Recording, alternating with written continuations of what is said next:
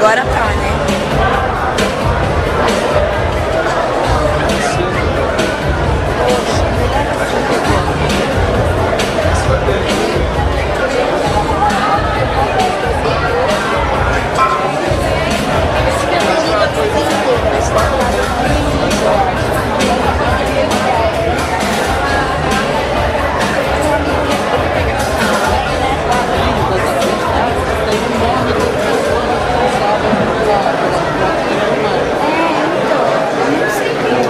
Com a poesia pela Elétrica, Felipe Souza e Diego Campos.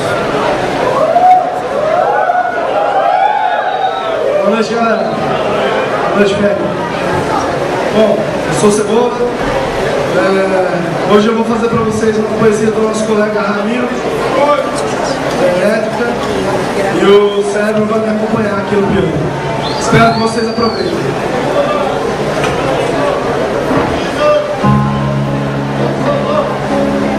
Você também tirar um pouco do zoom para pegar a faixa de Como é que grava? Tá gravando. Você me filmou? Eu acho que não. Tá filmando, tá filmando. Quando? Não tá mexendo. De Ramiro Hernandes. Ah, meu Deus, ué, já. Quando você passa, meu coração dispara.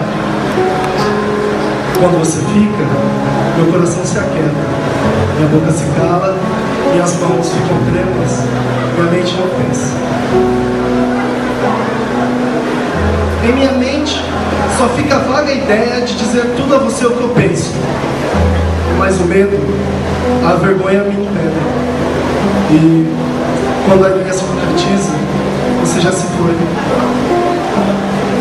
Quando você vai, eu fico triste. Uma tristeza insana que me acompanhará até o dia em que te encontrarei. E tudo que eu sinto por você eu falaria.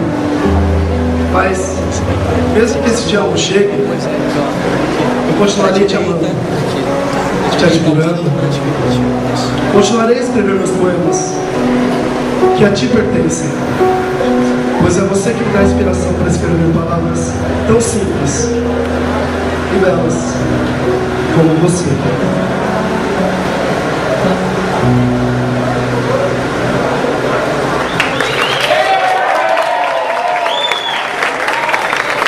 Obrigado, galera. Valeu!